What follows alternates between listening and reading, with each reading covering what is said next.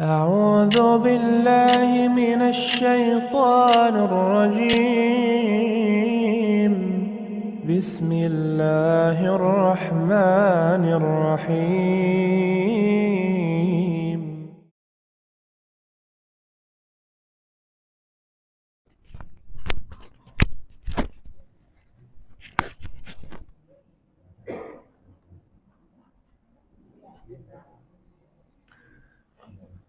Baik, kita mulai. Bismillah. Assalamualaikum warahmatullahi wabarakatuh.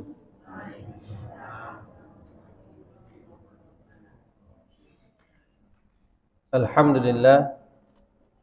Alhamdulillahi ala ihsanihi wa syukru lahu ala taufiqihi wa amtinanihi. Ashhadu an la ilaha illallah wahdahu la syarika lah, ta'ziman li sya'nihi, wa ashhadu anna Muhammadan abduhu wa rasuluhu ad-da'i ila ridwanihi. Alhamdulillah, tidak henti-hentinya kita bersyukur kepada Allah Subhanahu wa taala. Kita selalu meminta kepada Allah Subhanahu wa taala untuk ditambahkan nikmat-nikmatnya. Kita selalu berdoa kepada Allah Subhanahu wa taala untuk selalu diberikan kesehatan, diberikan waktu luang, dan diberikan oleh Allah Subhanahu wa taala nikmat-nikmat yang lainnya. Dan mudah-mudahan kita semua termasuk orang-orang yang pandai untuk mensyukuri setiap tetes nikmat Allah Subhanahu wa taala kepada kita. Karena nikmat Allah Subhanahu wa taala sangat banyak. Wa fi anfusikum afala tubsirun, dan bahkan pada diri kita sangat banyak nikmat Allah. Dan kata Allah Subhanahu wa taala, dan dalam diri kalian tidakkah kalian melihat nikmat itu? Ya, dari nikmat penglihatan yang Allah Subhanahu wa taala berikan, nikmat pendengaran yang Allah Subhanahu wa taala masih berikan kepada kita, dan nikmat berbicara dengan baik yang Allah Subhanahu wa taala juga masih berikan. Dan masih banyak lagi nikmat-nikmat Allah Subhanahu wa taala. Maka ketika Allah Subhanahu wa taala memberikan nikmat itu kepada kita, maka hendaklah kita membalasnya dengan beribadah kepada Allah Subhanahu wa taala. Jangan menjadi orang yang kufur nikmat. Sudah dikasih kebaikan tapi tidak dibalas dengan apa yang Allah Subhanahu wa taala perintahkan. Sudah dikasih nikmat tapi tidak dibalas dengan kebaikan. Nah, ini orang yang kufur nikmat namanya.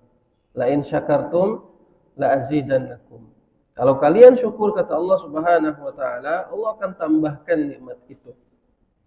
Wa la in kafartum inna adzabi lasyadid.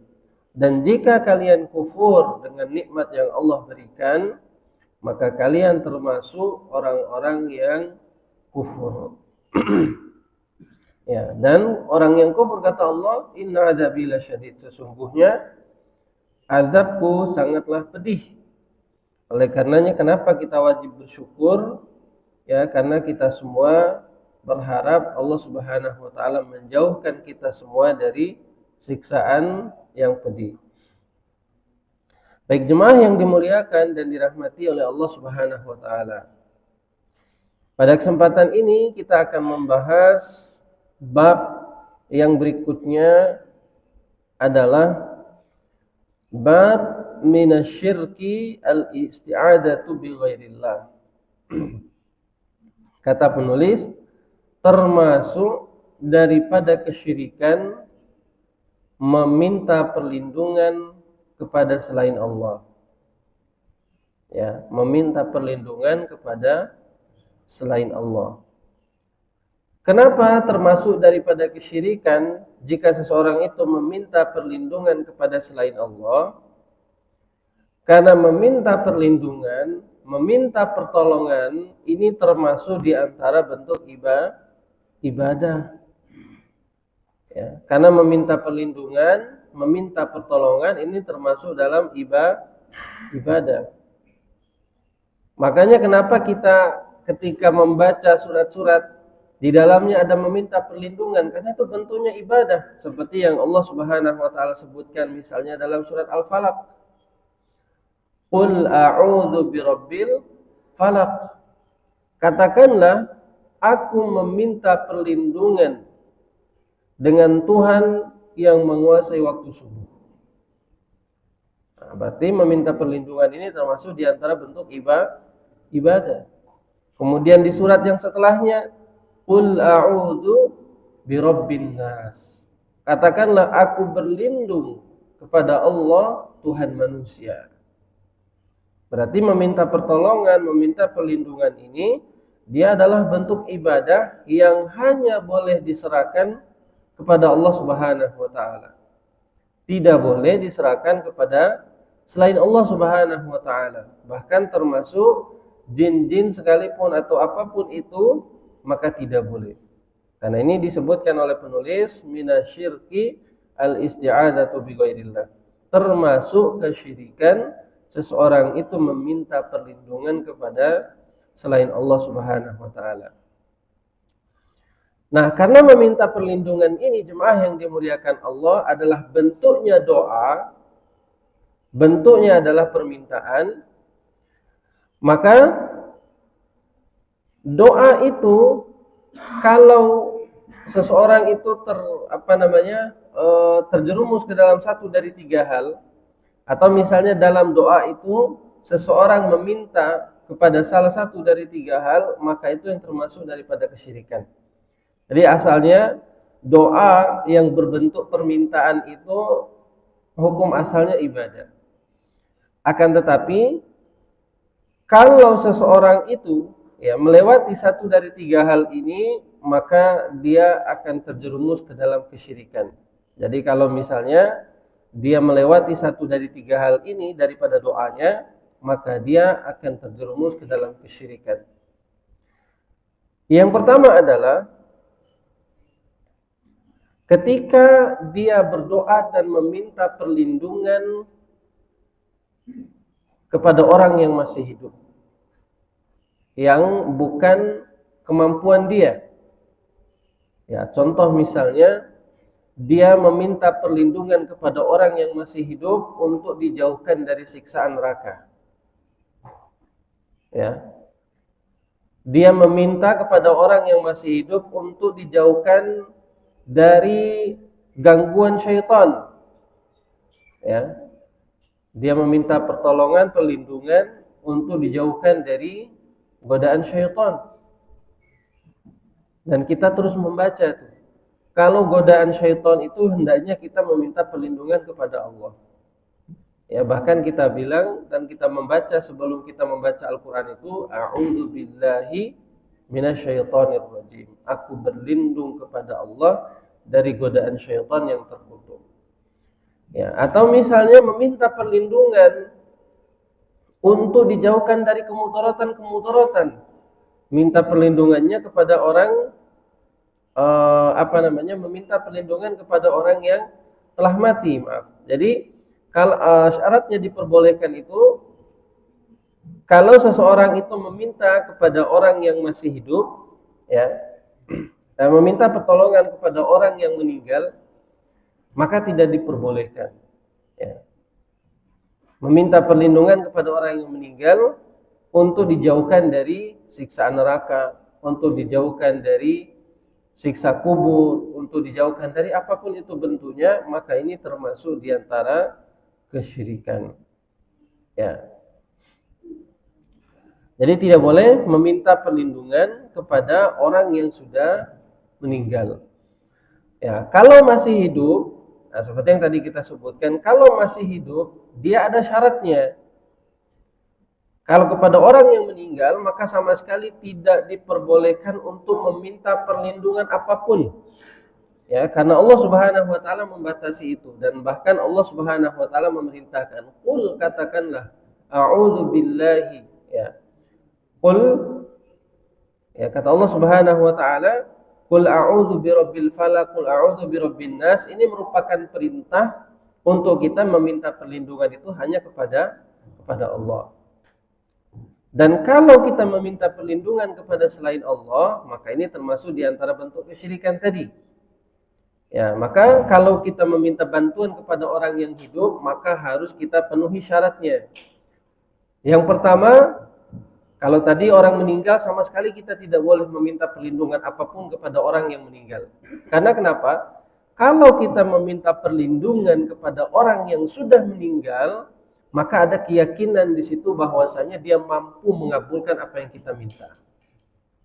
Ya, sedangkan pengagungan ini hanya boleh diberikan kepada Allah yang Maha Tinggi, yang Maha Mampu, yang Maha Kuasa di atas segalanya. Ya, jadi kepada orang yang sudah meninggal sama sekali tidak diperbolehkan. Kalau kepada orang yang hidup, maka diperhatikan dua syarat. Ya, maka diperhatikan dua syarat. Yang pertama, kita tidak meyakini bahwasanya dia yang mampu untuk melakukan itu, tapi hanya meyakini sebagai sebab.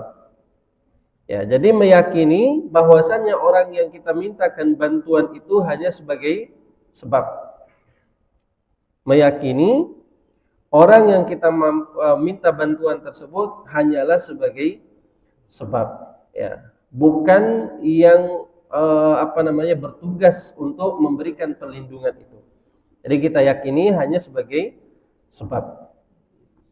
Ya, dan tetap hati dia bergantung kepada Allah Subhanahu wa taala. Hatinya terus bergantung kepada Allah, dia meyakini Allah yang mengatur semuanya, Allah yang memberikan perlindungan, Allah yang menjaga.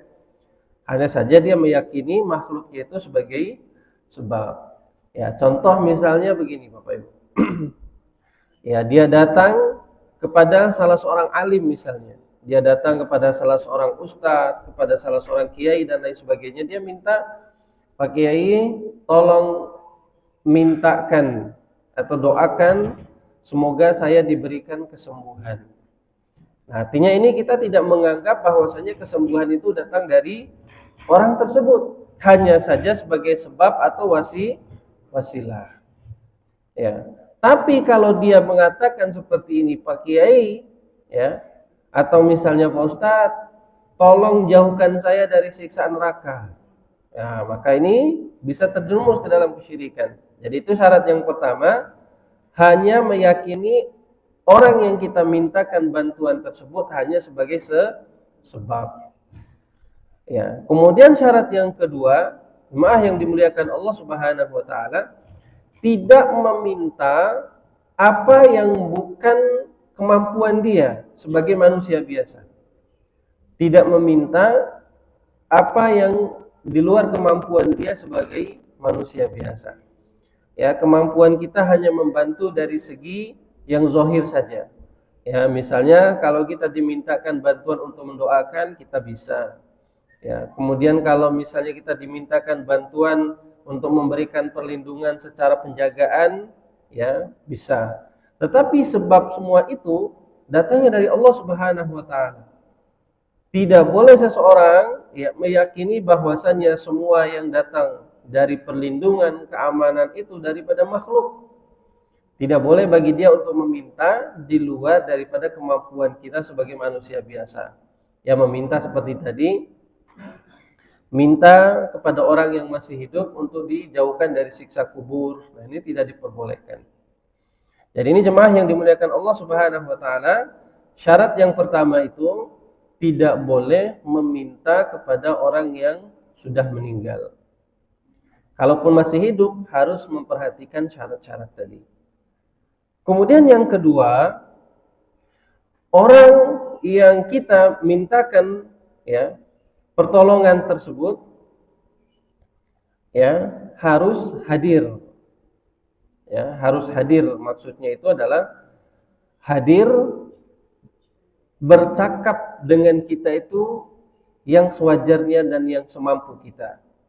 Ya, misalnya ada di depan kita, ini namanya hadir. Atau teleponan dengan kita, ini namanya hadir.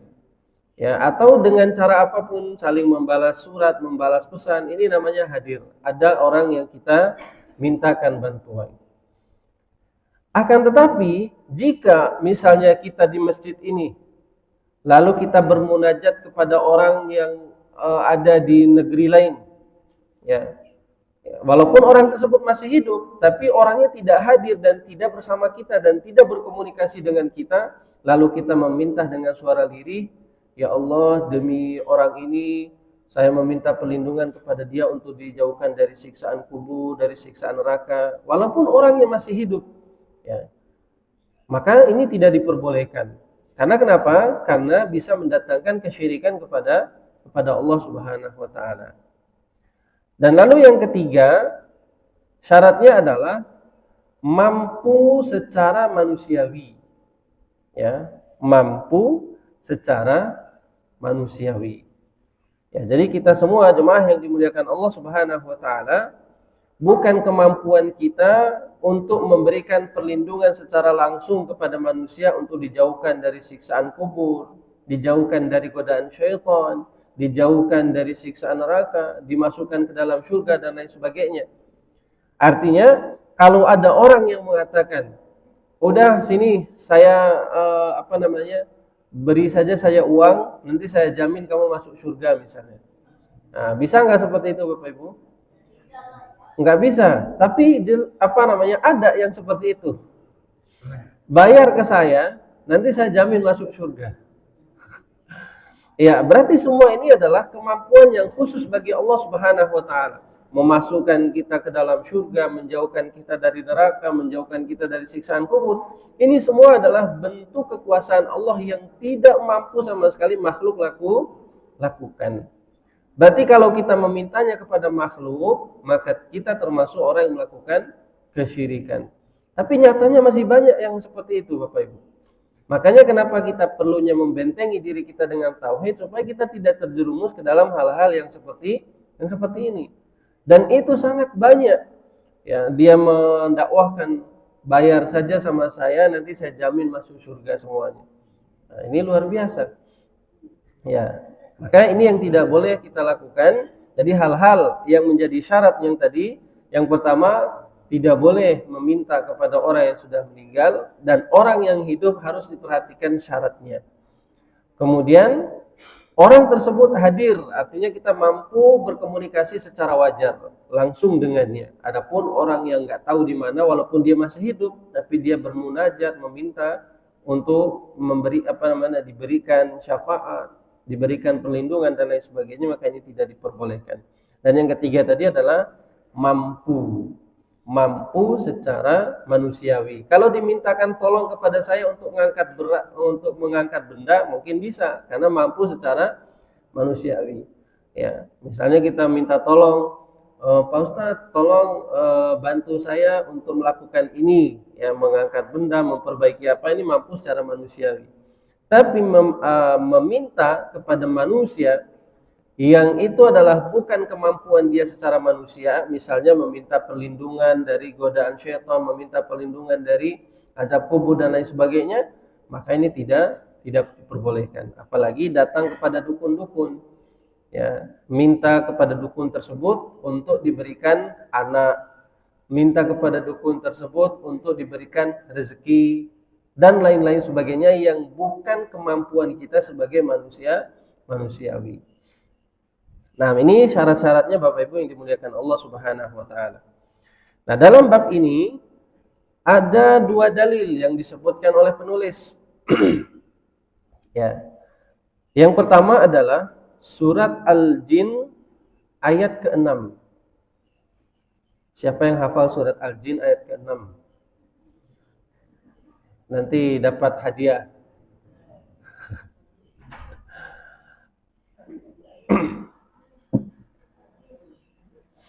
Ya, surat Al-Jin ayat ke-6. Ya, ini surat Al-Jin. Kenapa dinamakan surat Al-Jin? Karena ayat ini banyak menceritakan atau mengkisahkan tentang jin. Nah, di ayat yang ke-6, Allah Subhanahu wa taala mengatakan, "Wa annahu kana rijalun minal insi ya'udzuna birijalin minal jinni fazaduhum rahaqa." Kata Allah Subhanahu wa taala, Dan sesungguhnya dahulu ada sekelompok laki-laki dari manusia, ya'udzuna birijalin minal jin, mereka meminta perlindungan dari sekelompok laki-laki dari bangsa jin. Fazaduhum rahaqa, maka jin-jin tersebut menambah ketakutan kepada mereka, menambah ketakutan, menambah kelemahan, menambah kehilangan iman seseorang, menambah dosanya. Jadi makna rohako di akhir ayat ini adalah, rohako itu bisa bermakna kelemahan, bisa bermakna rasa takut, bisa bermakna hilangnya keimanan, bisa bermakna dosa. Jadi tidaklah jin yang mereka mintakan bantuan itu tidak menambah kecuali yang tadi kelemahan bagi manusia. Kemudian tidaklah menambah kecuali rasa takut. Tidaklah menambah kecuali hilangnya keimanannya kepada Allah Subhanahu wa taala, dan tidaklah menambah kecuali dosa-dosa yang mereka lakukan. Nah, dalam ayat ini jemaah yang dimuliakan dan dirahmati oleh Allah Subhanahu wa taala, bahwasanya Allah Subhanahu wa taala yukhbir anna ba'dal ins yalja'una ila ba'dil al-jin liya'man mimma yakhafun. Kata penulis, bahwasanya dalam ayat ini Allah Subhanahu wa taala menjelaskan bahwasanya dulu ada sebagian daripada sekelompok manusia meminta perlindungan kepada sekelompok jin untuk memberikan keamanan terhadap apa yang mereka takutkan. Untuk memberikan keamanan terhadap apa yang mereka takutkan. Misalnya mereka melewati suatu tempat. Lalu ketika melewati suatu tempat itu, mereka takut. Dan ini yang disebutkan oleh Ibnu Katsir dalam tafsir beliau ketika menjelaskan ayat ini. Ketika beliau menjelaskan ayat ini, beliau menyebutkan satu kisah. Dan ini mungkin juga banyak terjadi kepada kita Bapak Ibu yang dimuliakan Allah. Dulu ada seorang laki-laki yang keluar dari dari tempat tinggalnya, kemudian menuju suatu tempat. Ketika dia sampai di suatu lembah, dia sampai di suatu lembah yang ini mungkin dia pada saat itu takut dan lain sebagainya. Biasa kalau kita kan melewati tempat-tempat yang agak serem, melewati tempat-tempat yang ada angker-angkernya, itu kan biasanya kita agak takut.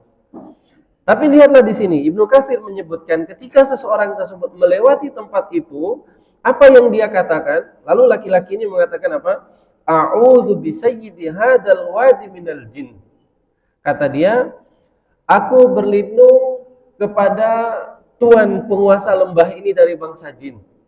Mungkin kalau kita di Indonesia itu biasa begini, Mbah izin lewat, berikan keamanan. Nah itu, seperti itu mungkin kalau di bahasa kita. Nah laki-laki ini meminta perlindungan dari bangsa jin tadi. Dia mengatakan, saya berlindung dari tuan penguasa lembah ini, dari bangsa jin, berikan keamanan kepada saya. Berikan keamanan untuk saya, nggak diganggu harta saya dan lain sebagainya. Dia meminta perlindungan seperti itu. Maka di akhir ayat ini, kata Ibnu Katsir, maka seperti itulah fazaduhum rahaqa. Maka jin-jin itu tidaklah menambah kecuali ketakutan, kelemahan iman, hilangnya kepercayaan dan keimanan kepada Allah Subhanahu wa taala. Nah, ternyata bentuk ucapan seperti ini Bapak Ibu yang dimuliakan Allah, kalimat ini termasuk di antara bentuk kesyirikan yang menghilangkan keimanan kita kepada Allah. Ngapain juga seseorang ini misalnya seperti ini minta bantuan kepada jin kalau dia takut, sedangkan Allah Subhanahu wa taala itu maha memberikan perlindungan. Nanti kita akan ajarkan satu doa nih, kalau kita pergi ke tempat manapun maka amalkan doa ini. Makanya kata Allah Subhanahu wa taala, fazaduhum rahaqa. Jin-jin itu tidaklah menambah kecuali ketakutan saja kepada mereka.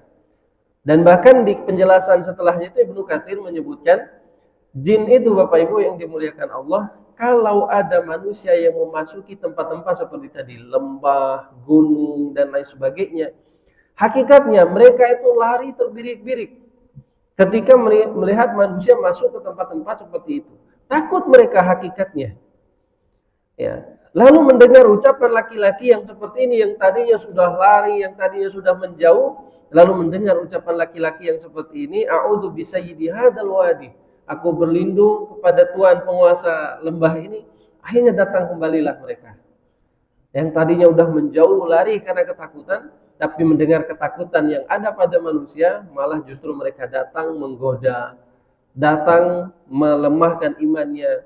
Maka tak heran ada sebagian yang misalnya tiba-tiba mendengar suara bisikan, atau misalnya mereka menampakkan dirinya di hadapan manusia.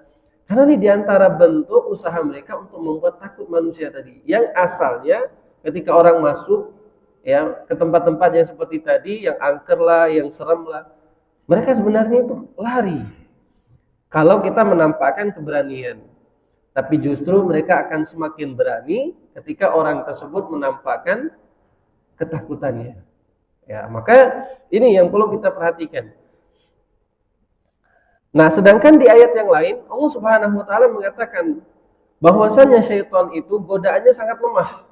Inna kaida syaitan kana dha'ifa. Sesungguhnya godaan kemudian pengaruhnya syaitan itu sangatlah lemah sekali. Dan ini yang perlu kita perhatikan, bahwasanya hakikatnya syaitan itu lemah di hadapan manusia. Tapi mereka akan semakin berani, semakin menampakkan keberaniannya kalau melihat manusia itu ketakutan. Akhirnya nanti syaitan itu membuat manusia benar-benar berada dalam kesesatan yang nyata. Karena ketakutan itu, akhirnya dia meminta perlindungan, Mbah, tolong Mbah, jaga Mbah, dan lain sebagainya. Atau misalnya penguasa apalah yang mereka mintakan bantuan tersebut. Nah, ini jemaah yang dimuliakan Allah Subhanahu wa taala, perlu kita ketahui beberapa faedahnya. Faedah dari ayat ini, yang pertama adalah larangan meminta bantuan kepada jin.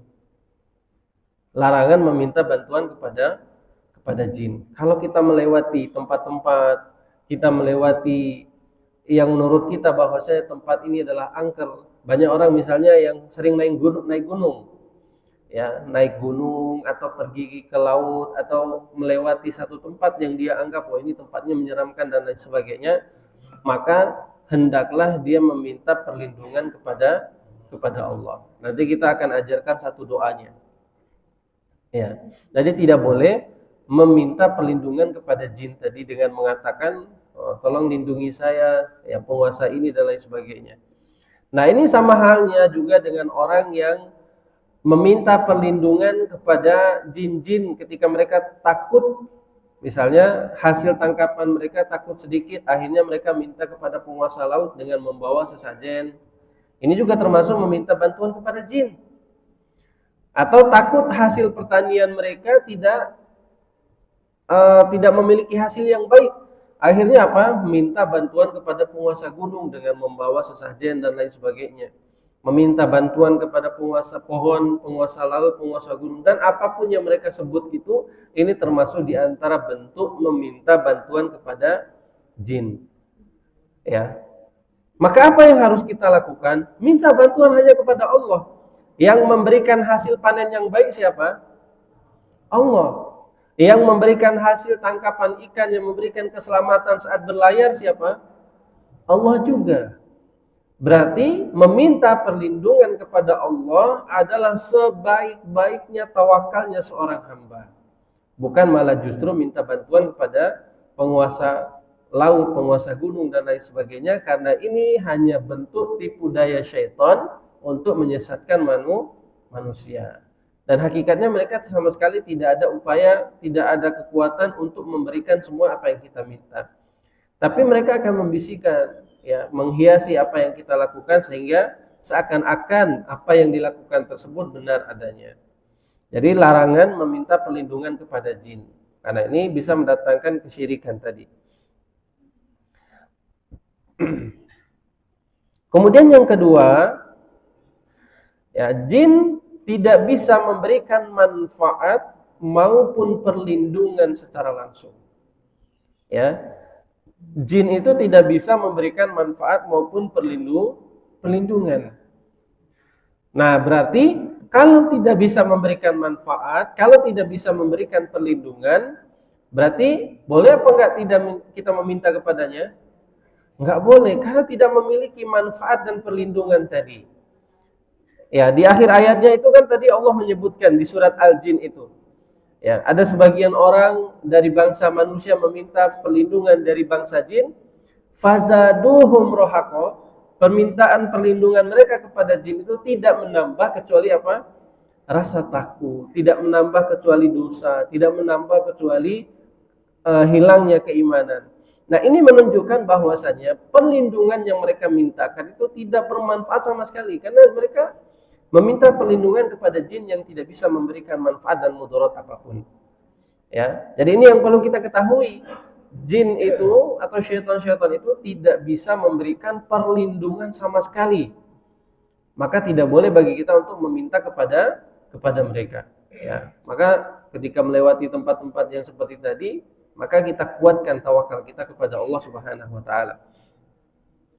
Ya, kemudian di antara faidah yang berikutnya jemaah yang dimuliakan Allah, ayat yang tadi, ya, ayat surat Al-Jin ayat ke-6 ini menunjukkan bahwasanya kelemahan manusia ketika menghadapi rasa takut, ya. Menunjukkan kelemahan manusia. Karena kenapa? Karena meminta kepada makhluk yang lemah itu menunjukkan kelemahan daripada makhluk tersebut. Ya. Manusia, kita juga sebagai makhluk yang lemah, malah justru meminta perlindungan kepada makhluk yang lemah pula, yaitu jin, yang tidak ada sama sekali bisa memberikan manfaat dan kemudaratan. Maka itu menunjukkan kelemahan manusia. Maka ini yang perlu kita jauhi. Kemudian faidah yang berikutnya adalah syirik itu datang, jemaah yang dimuliakan Allah Subhanahu wa taala, karena ketakutan. Ya. Syirik itu datang karena ketakutan yang terjadi.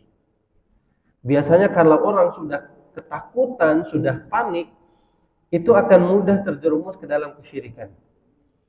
Karena sudah ketakutan, sudah panik tadi. Maka dalam ayat ini menjadi peringatan untuk kita untuk senantiasa menjaga tauhid dimanapun, kapanpun, dalam kondisi apapun. Mau kita dalam keadaan senang, takut, dan lain sebagainya, harus kita ingat bahwasanya Allah lah sebaik-baiknya pelindung. Ya. Bukan malah justru datang dan meminta bantuan kepada jin. Nah, ini jemaah yang dimuliakan Allah Subhanahu wa taala, beberapa hal yang perlu harus kita jaga, bahwasanya tidak boleh bagi kita untuk meminta kepada bantuan kepada jin dalam keadaan apapun. Baik itu dalam keadaan kita senang, dalam keadaan kita khawatir, takut. Seseorang wajib dia memberikan tawakalnya kepada Allah Subhanahu wa taala dalam kondisi apapun. Selalu memberikan tawakal kepada Allah Subhanahu wa taala. Baik, kita akan masuk kepada hadis yang kedua, sekaligus hadis ini jemaah yang dimuliakan Allah sebagai doa untuk kita meminta perlindungan kepada Allah Subhanahu wa taala. Dan ini sebaik-baiknya doa yang diucapkan ketika kita ingin meminta perlindungan kepada Allah Subhanahu wa taala. An Khawlah binti Hakim, dari Khawlah binti Hakim, qalat, beliau berkata, ini sahabiat, jadi sahabat wanita yang mendengar perkataan Nabi sallallahu alaihi wasallam. Sami'tu Rasulullah sallallahu alaihi wasallam yaqul, kata Khawlah, aku mendengar Rasul sallallahu alaihi wasallam berkata, man nazala manzilan, barang siapa yang singgah di suatu tempat. Ya. Kemudian faqal, lalu dia berdoa, a'udzu bikalimatillahi tammati min syarri ma khalaq, aku berlindung dengan kalimat-kalimat Allah Subhanahu wa taala yang sempurna dari kejahatan makhluk-makhluknya. Maka kata Nabi sallallahu alaihi wasallam, lam yadurruhu syai'un, tidak ada sesuatu apapun yang bisa memberikan kemudaratan kepadanya, hatta yarhala min manzilihi dalik, sampai dia pulang kembali dari tempat persinggahannya itu. Ya. Jadi ini doa yang perlu kita ucapkan, yang perlu kita doakan kalau kita mendatangi suatu tempat.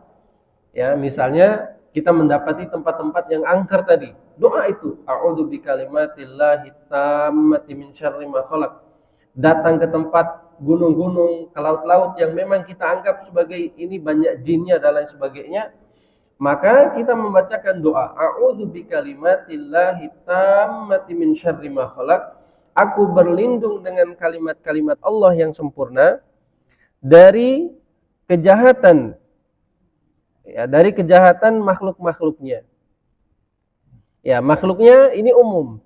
Mau itu jin, mau itu hewan-hewan melata, mau itu hewan-hewan berbisa dan lain sebagainya, segala bentuk ya gangguan, segala bentuk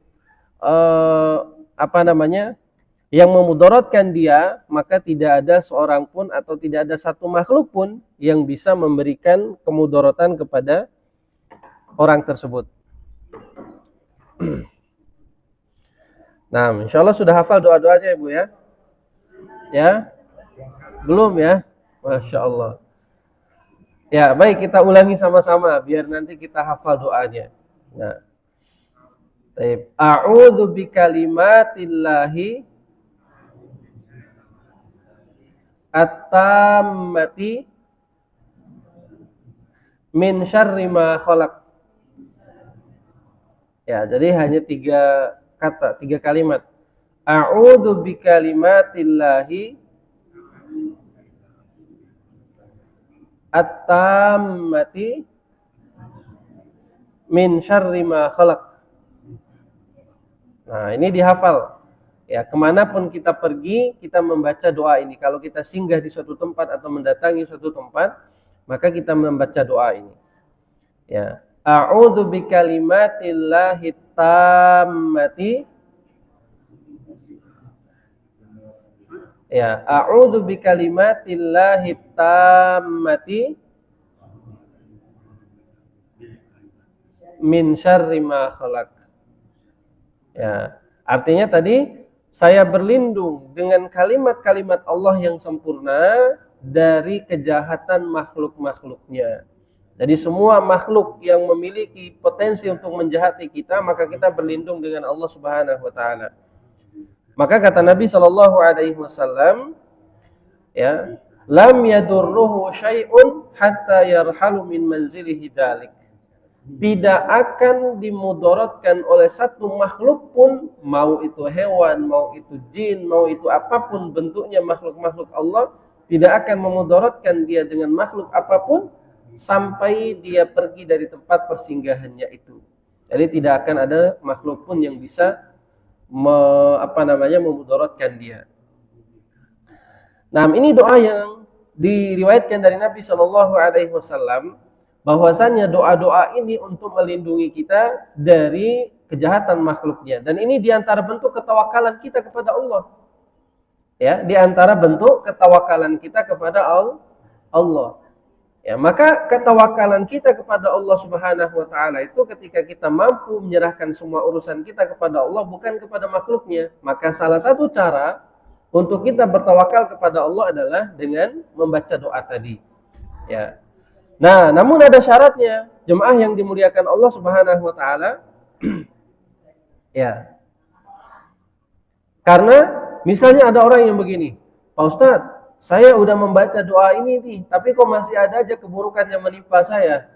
Nah, misalnya udah membaca, dia singgah di satu tempat, malah justru dia masih dihantui oleh rasa ketakutan kepada jin, kepada syaitan. Nah, berarti keyakinan dia kepada Allah masih kurang. Keimanan dia kepada Allah masih kurang. Malah justru misalnya dia hanya mengucapkan kalimat saja, doa-doa saja tanpa dia memiliki keyakinan kepada Allah dari doa-doa tersebut. Ya.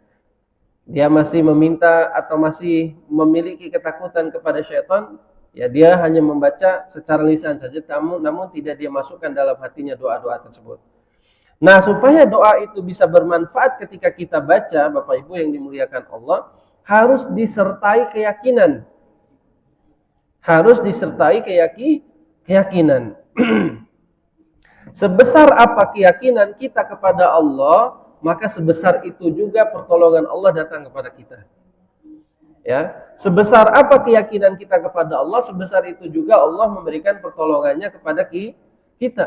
Kalau keyakinannya sedikit, ya dia membaca doa itu tapi masih ragu, apakah doa ini masih bisa menyelamatkan saya ya?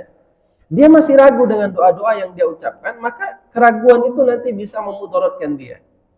Maka tak kala kita membaca doa ini, a'udzu bikalimatillahi tammati, harus disertai dengan keyakinan. Sebesar itu keyakinan kita kepada Allah, maka sebesar itu juga pertolongan Allah. Makanya kata Nabi SAW dalam hadis qudsi, Allah mengatakan, ana inda dhanni abdi bi. Allah mengatakan, sesungguhnya aku tergantung prasangka hambaku. Ya, sesungguhnya aku tergantung prasangka hambaku.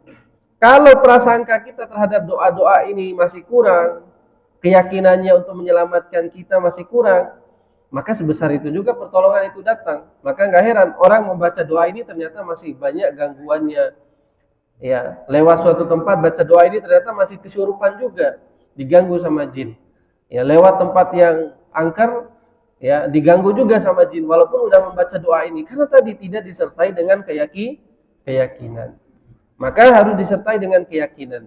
Dan dalam hadis yang lain Nabi menyebutkan, ud'ullaha wa antum muqinuna bil ijabah. Mintalah kepada Allah dalam keadaan kalian yakin doa-doa kalian itu akan dipenuhi oleh Allah Subhanahu wa taala. Berarti ada syarat di situ.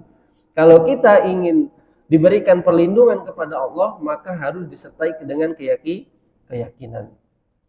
Jadi tidak boleh ragu. Baca doa tapi malah nggak tahu apa yang dia minta juga. Ya, udah baca doa tapi malah banyak gangguan. Ya, maka ini yang perlu kita perhatikan ketika kita membaca doa ini dan melewati suatu tempat, harus disertai dengan keyakinan. Ya, keyakinan bahwa apa? Allah lah sebaik-baiknya pelindung. Allah lah sebaik-baiknya penolong. Maka tak kala kita membaca doa itu disertai dengan keyakinan tadi, maka Allah Subhanahu wa taala akan memberikan perlindungannya kepada kita. Nah, kalau misalnya anak kita atau anak kecil atau cucu kita siapapun itu kan belum bisa membaca doa. Ya, khawatirnya nanti banyak gangguan jin, banyak gangguan syaitan kepada anak-anak kita. Gimana caranya? Maka kita membacakan doa itu. Sebagaimana Nabi SAW membacakan doa meminta perlindungan kepada Allah untuk cucunya Hasan dan Husain. Jadi Nabi membacakan doa itu untuk diberikan perlindungan kepada mereka. Apa doanya? Ini doa yang didoakan oleh Nabi SAW untuk meminta perlindungan kepada Allah yang diberikan kepada cucunya Hasan dan Husain. Nabi doakan. Karena anak-anak kita mungkin belum hafal atau cucu-cucu kita mungkin belum hafal doa itu, maka kita bacakan supaya Allah memberikan perlindungan. Doanya adalah u'iduka. Nanti dikirimkan nanti sama Pak Yuda doanya. Insyaallah. Nanti saya kirimkan, kemudian nanti Pak Yuda nanti akan kirimkan doanya untuk dibaca nanti insyaallah. U'iduka bikalimatillahi tammati min kulli syaitanin wa hamma wa min kulli ainin lamma. Ini doanya untuk anak-anak kita. Sebagaimana Nabi SAW juga membaca doa ini. Artinya adalah u'iduka, aku memintakan perlindungan kepada Allah untukmu, ya, bi kalimatillahi tamma, dengan kalimat Allah yang sempurna, min kulli syaitan, dari gangguan semua syaitan. Jadi kita meminta kepada Allah untuk anak-anak kita atau cucu kita atau siapapun itu yang kita bacakan ayat doa ini, maka isi doa yang pertama itu meminta perlindungan dari segala bentuk syaitan.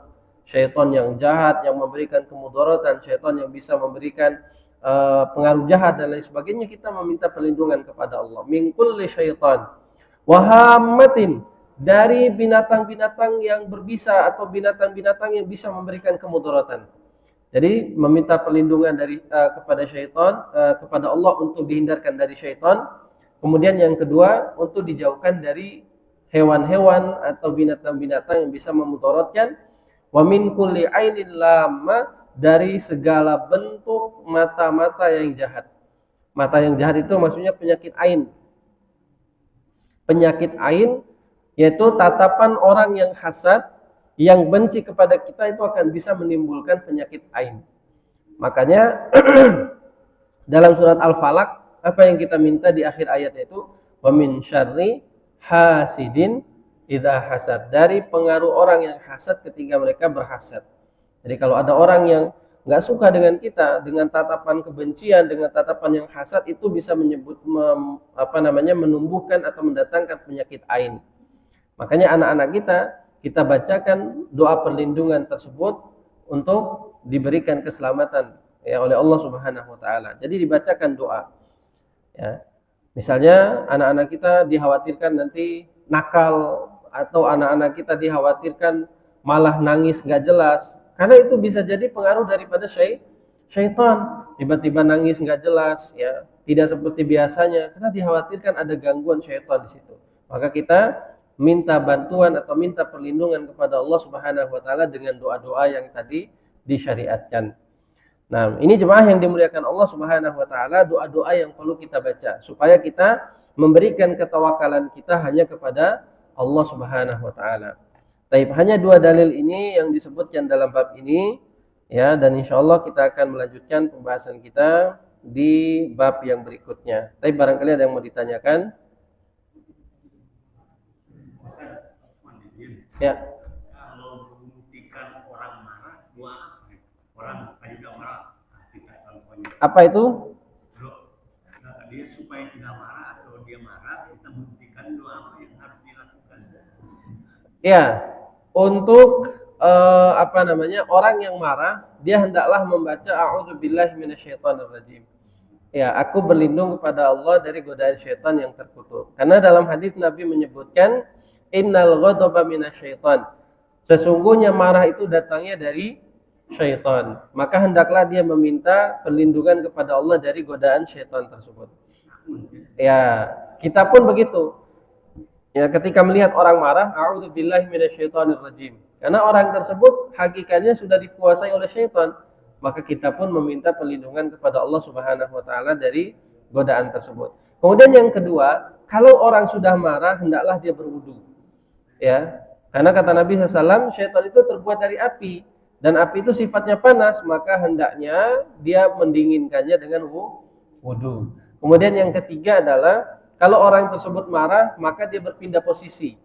Misalnya kalau tadi marahnya di rumah, keluar dulu ya untuk menenangkan diri, untuk menenangkan emosinya, karena dikhawatirkan ketika terus diladeni marahnya tersebut nanti akan semakin memuncak dan lain sebagainya. Itu kiat-kiat dari Nabi SAW. Baik, silakan Pak. Assalamualaikum warahmatullahi wabarakatuh. Waalaikumsalam warahmatullahi wabarakatuh. Yang saya mau tanyakan masalah kegiatan ruqyah. Ya. Apakah diperbolehkan? Karena beberapa tahun yang lalu ini ramai. Ustaz, tolong rumah saya ruqyah. Ya. Atau Ustaz, tolong anak saya ruqyah kemarin ujian. Terima kasih. Waalaikumsalam warahmatullahi wabarakatuh. Masya Allah, pertanyaan yang sangat bagus. Terkait dengan permasalahan ruqyah, ya, kita sudah membahas mungkin di pertemuan sebelumnya bahwasanya ruqyah itu pada dasarnya itu adalah dimakruhkan. Pada dasarnya itu dibenci. Karena kenapa? Karena Nabi SAW menyebutkan ada 70.000 golongan yang akan masuk surga tanpa hisab dan tanpa azab. Jadi mereka itu adalah orang yang diberikan kemudahan oleh Allah Subhanahu wa taala untuk masuk surga, enggak dihisab, enggak diazab, itu luar biasa, langsung masuk surga. Siapa mereka? Golongannya adalah yang pertama, orang yang tidak meminta ruqyah. Ya. Humul ladina la yastarqun, tidak meminta ruqyah. Karena kenapa? Kalau orang meminta ruqyah, dikhawatirkan ketawakalannya bukan kepada Allah nanti. Tawakalnya kepada orang yang meruqyahnya. Ya, dia bertawakal kepada orang yang meruqyah, dia menganggap kesembuhan itu datangnya dari orang yang meruqyah, penjagaan itu dari orang yang meruqyah, perlindungan itu dari orang yang meruqyah. Namun kalau dia bisa membentengi dirinya dari hal-hal tadi, dia bisa menganggap bahwasanya orang yang meruqyah itu hanya sebagai sebab, perlindungan itu hanya datangnya dari Allah, maka kata para ulama boleh.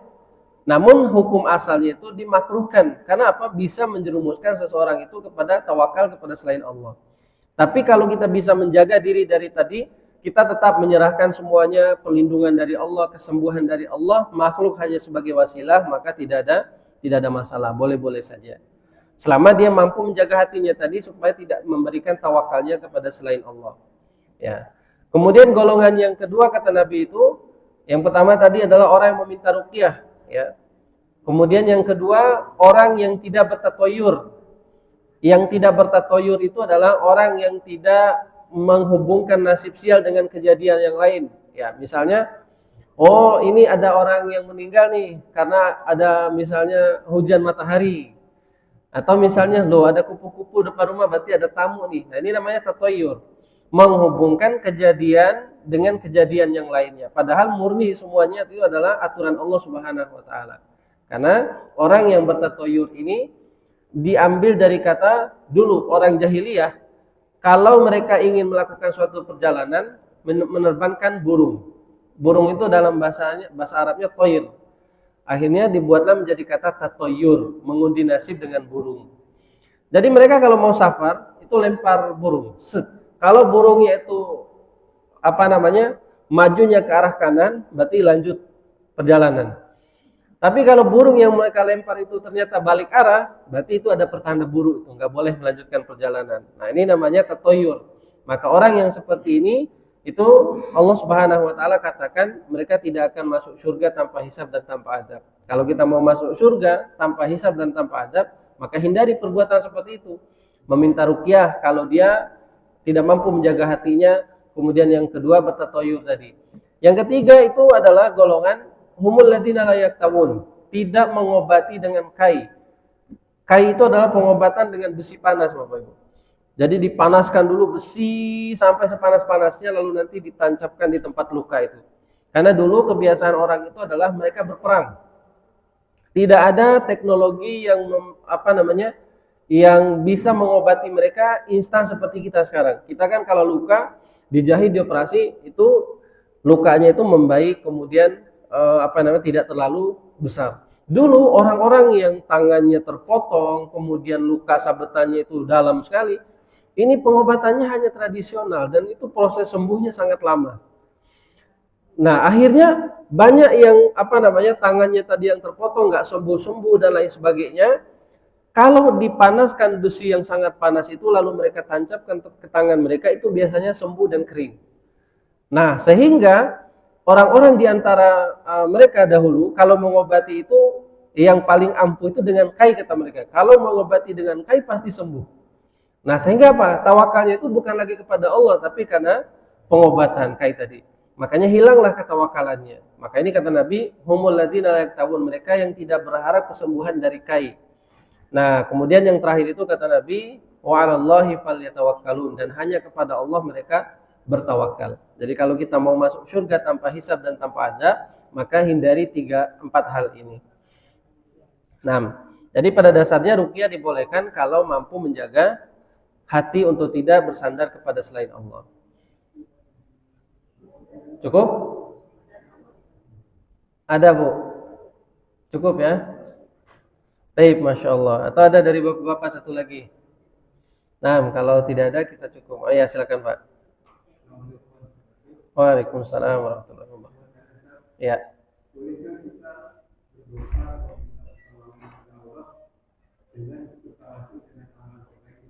Ya.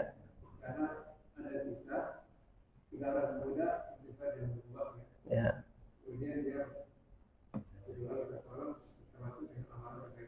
Ya. Baik, Masya Allah. Pertanyaan sangat bagus. Bolehkah kita bertawasul? Bertawasul ini pada dasarnya itu adalah yang diperbolehkan. Ya, pada dasarnya tawasul itu diperbolehkan. Tawasul itu maksudnya Bapak Ibu yang dimuliakan Allah, menjadikan sesuatu itu wasilah untuk sampai kepada Allah. Ya, menjadikan wasilah untuk sampai kepada Allah, itu namanya tawasul.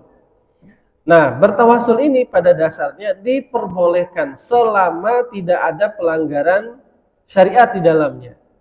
Contoh misalnya, kalau kita bertawasul dengan amal soleh, ini ada perintahnya. Sebagaimana ada 3 orang yang dulu terjebak di goa, dan masing-masing itu mereka bertawasul dengan amal solehnya untuk bisa menyelamatkan mereka dari ujian tersebut. Jadi guanya itu tertutup dan mereka tidak bisa keluar. Ada salah seorang itu mereka bertawasul dengan amal solehnya. Ada seseorang itu bertawasul dengan berbuat baktinya dia kepada kedua orang tuanya, dan masing-masing itu punya amalan khusus dan spesial. Nah, ini menunjukkan bahwasanya bertawasul dengan amal soleh itu diperbolehkan. Misalnya dia mengatakan seperti ini. Ya Allah, saya punya amalan terbaik. Misalnya dia sering sedekah. Ya Allah, saya punya amalan terbaik. Saya selalu sedekah siang dan malam dalam keadaan orang nggak tahu. Maka saya ingin bertawasul dengan amalan saya tersebut. Semoga Allah Subhanahu Wa Taala menyelamatkan saya dari ujian-ujian ini misalnya. Maka ini diperbolehkan. Terus yang kedua, bentuk tawasul yang diperbolehkan itu adalah kepada orang yang masih hidup. Nah, ini tadi sebenarnya syarat yang kita sebutkan juga, ini syarat tawasul. Kepada orang yang masih hidup, kita minta kepada orang tersebut, Pak Ustadz doakan saya, semoga saya disembuhkan penyakitnya. Ini kan tawasul juga. Meminta kepada Allah tapi lewat wasilah orang. Ya, kalau orang tersebut mati, maka nggak boleh. Maka ini jadi kesyirikan nantinya. Misalnya datang ke kuburan orang mati tersebut, Syekh, sampaikan kepada Allah, saya mau disembuhkan dan lain sebagainya. Ini tawasul kepada orang yang mati adalah diantara bentuk kesyirikan. Tapi kalau orang yang masih hidup nggak masalah.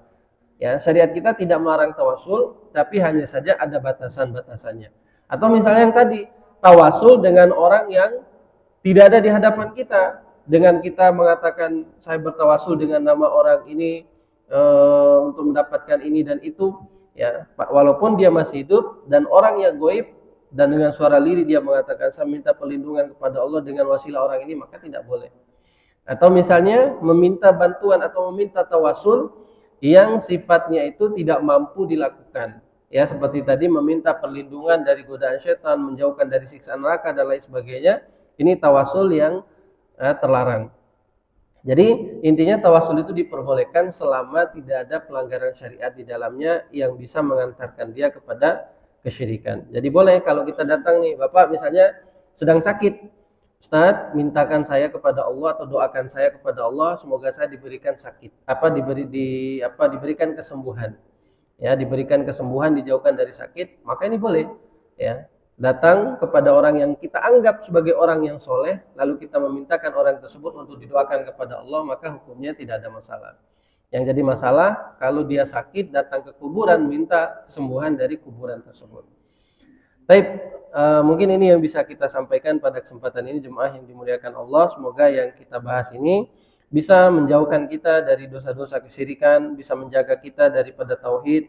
Kemudian dan Allah Subhanahu Wa Taala menanamkan keistiqomahan dalam hati kita untuk senantiasa berpegang teguh dengan apa yang Allah Subhanahu Wa Taala perintahkan.